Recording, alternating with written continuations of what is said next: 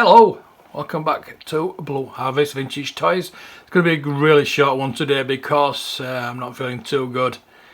I've been in isolation since Saturday and I actually got to go out yesterday for some food and it's made me a lot worse. So this is what I've received today.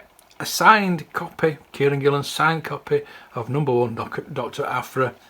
I don't really want to go through it, to be honest with you, but I'm gonna actually read it and then put it back in the slipcase and maybe frame it. Well, definitely frame it. You might know that Dr. Aphra is one of my favourite characters in Star Wars, and I can't wait for them to do a Disney Plus series. Please, please, please, please, please. Just imagine Indiana Jones in space, and there you go.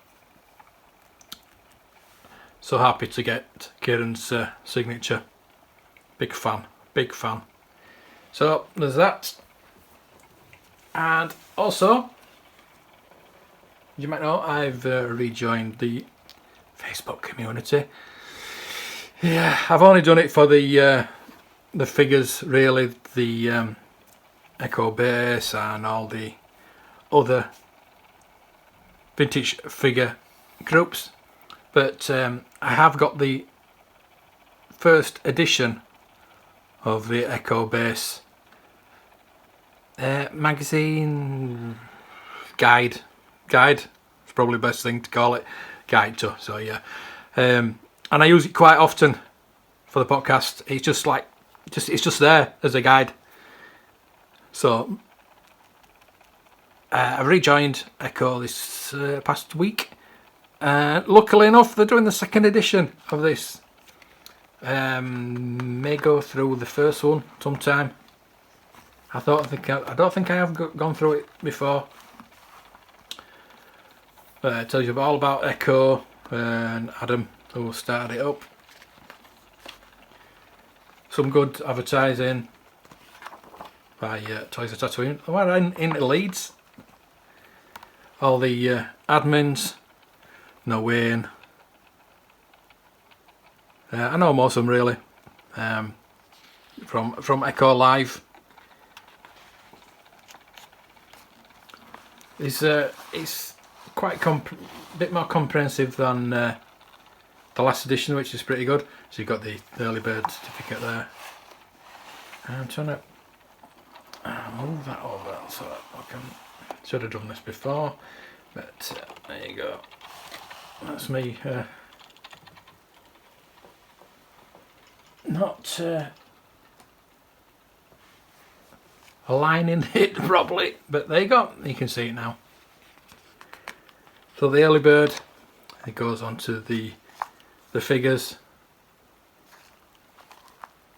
It shows you, as you can see, the different weapons, what colour they are. Obviously green is the early bird one from the Chewbacca bowcaster. Star Wars Empire, all different lines. I did the Return of the Jedi line last week on my podcast. Excuse me. And I'll be doing the Power of the Force very soon. I've just started doing the coins again on the tracker report. So if you listen to my podcast, the coins are back on the tracker report. And I will go into those more deeply when I do the Power of the Force line. Just generally all the 96 figures in the line. It's as I say, it's really good. Tells you the waves now and the card backs that the face came on. And so the colour of the weapons as well, which is really helpful. Really, really helpful. Just got those, which are really good. Sometimes, I mean, you can't remember everything all at once, and sometimes you need a guide like this just to remember what colour the weapons were.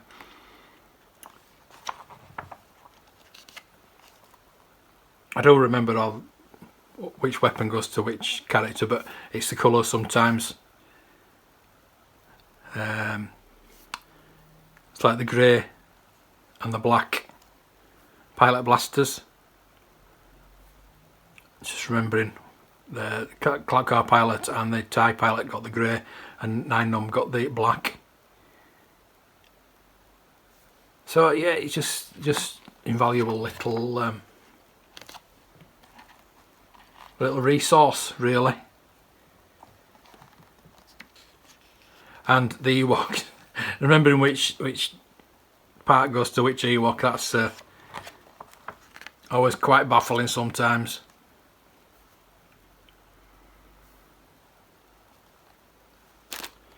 Yep, there you go. I was just going to check that one. Power of the Force only. The Tri-Logo one didn't have the weapon.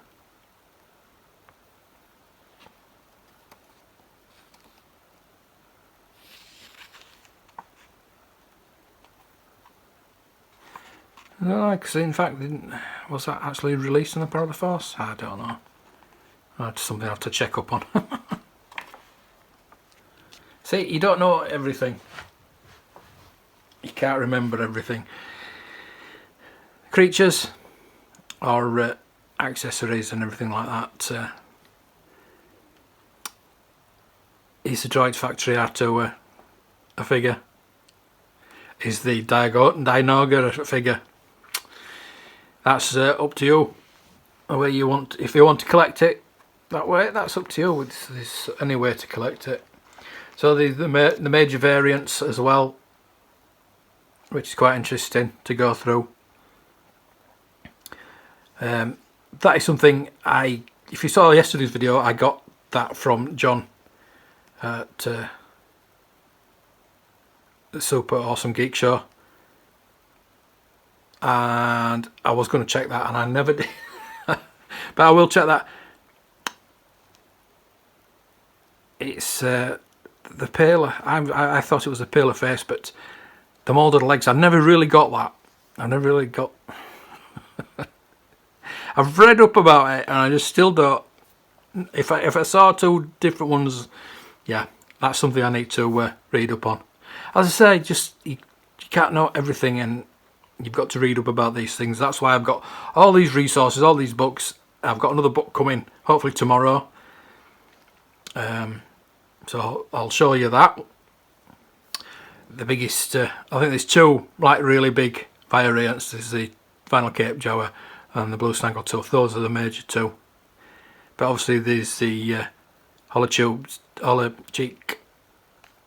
cheek tubes Sam person, and there's the R5, red bar R5, which is not there. No, that's not there. That's unfortunate. The red bar, maybe they think it's not a variant. I think it's a variant. It's one of the 2 things I actually look for when I get a or see when I'm valuing figures. Is like a job lot.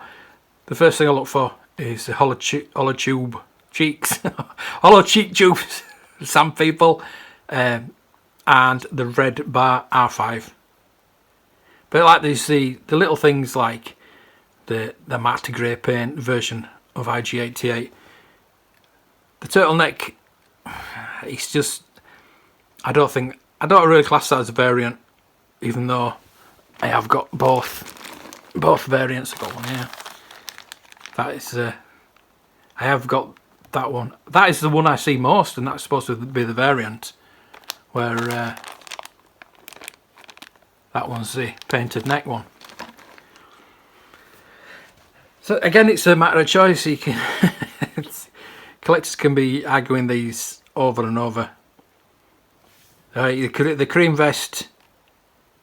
There's one like earlier version. There's a darker. But I mean, that to me is not really a variant. It's just like a different colour. In the factory, there's the no teeth Lando. I don't know why R5's not here. To be honest with you, I mean, small head and big head hands. That is a variant. Definitely, that's a variant. I think it's something I might talk about on the podcast sometime. It's like the best thing guy's short and long moustache. I mean, is that really a variant? I don't know.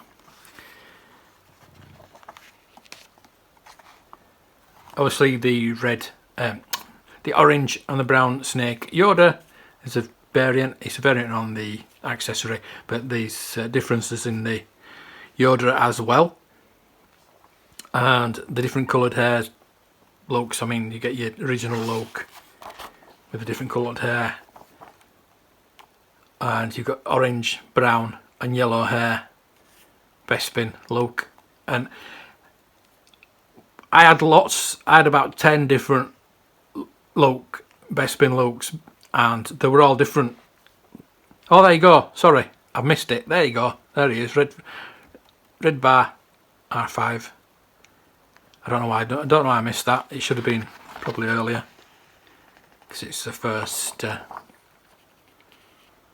it's in the first 21. So, but there you go. It's the Lily Ledy. I mean, that's a different license. Is it a different? I suppose it's a variant.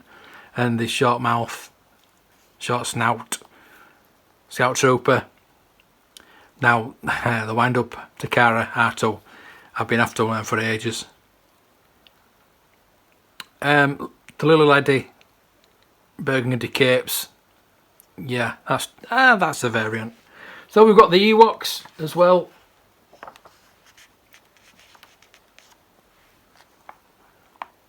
Boba Fett's the same figure.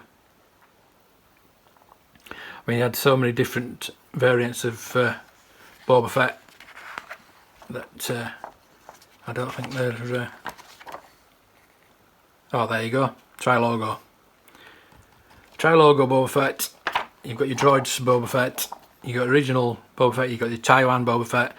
There's all different variants that you wouldn't know from the naked eye, but as an expert you need to know. Flicks, obviously. That's probably the most rarest one. Rarest Star Wars figure. Maybe not worth the most, because as a variant, I mean, they've got the white hair Ben Kenobi as a variant, but not the lightsaber. It's all conjecture. I mean, there's always different ways of going about things. The double telescoping versions. Now, is that a variant? I would say that was a variant as opposed to a different weapon, because that is the rarest than that. But Vlix obviously is, even though it's not very nice, and I don't know if most collectors would really want to buy that. But there you go. The A-Wing pilot is on the last 17, and he's also on the droids. The pop-up lightsaber R2, which is pretty cool. I love pop-up lightsaber R2. I've got one myself with the proper, not repro, never repro lightsaber. I would like those two. Maybe loose. I'm not really bothered. I've decided that I'm not a carded collector. I've had carded figures. I'd like a couple, definitely. I'd like them all, to be honest with you. But I've decided I'm going to stay loose. The vehicles, the playsets I'd like boxed. But the figures I want in hand. I want to hold them. It's too tempting. Well, it's not too tempting to. I'm never open one, but it's just, I don't know. I don't know if it's the space or I don't know. It's just too tempting to sell them, to be honest with you. As opposed to the loose. It's just nice to see them and physically hold them. So we've got the 12-inch figures now, which didn't do too well when they were released. You got a comb. That was definitely for the girls, that one.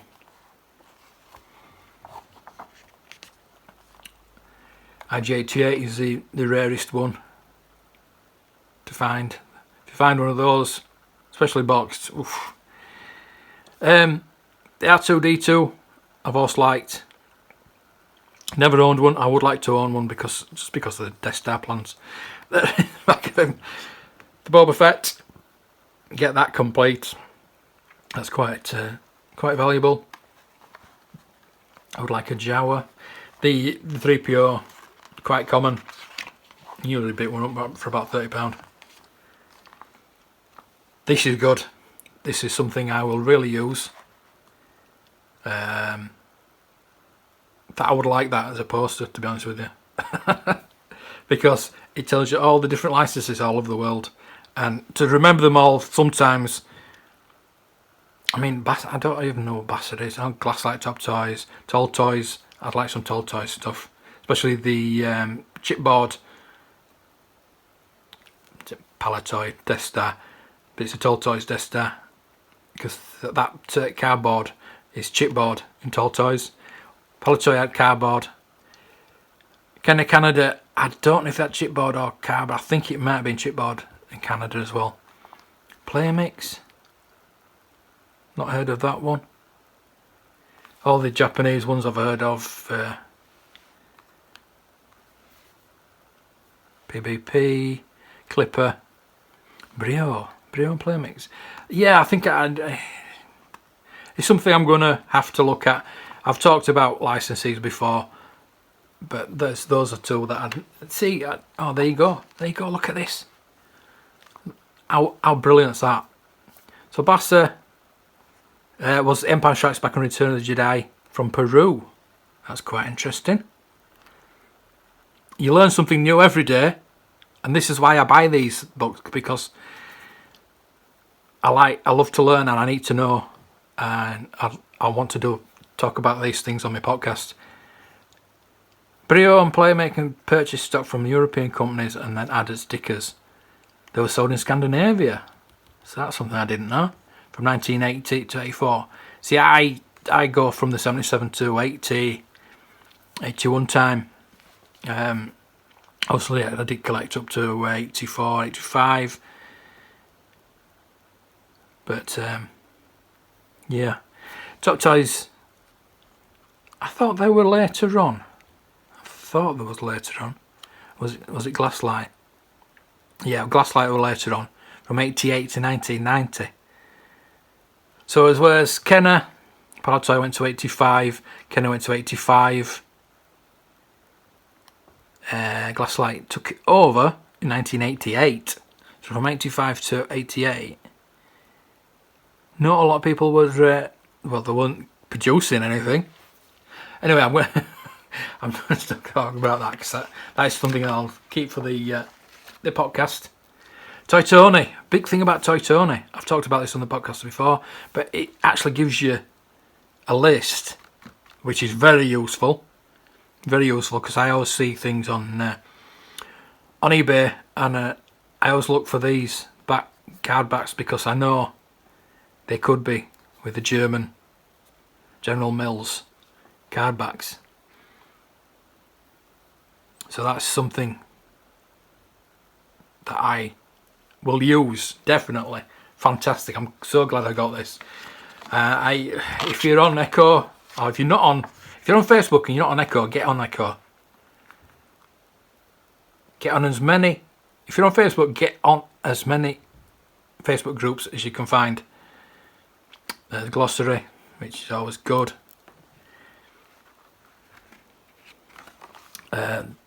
Echo-based family there. Tells you about...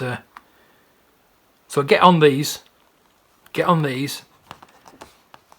It's mostly selling, but if you're collecting, it's fantastic. But you have to be quick. So there you go.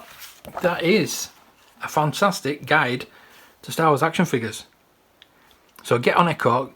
Get this order. It's £8. That's just made my days. That brilliant pickups today, or deliveries, because I can't, as I say, I can't go out. I can't do anything. So thanks for watching. Please like and subscribe. Press that bell. Share this out. Get on Echo. And may the toys be with you.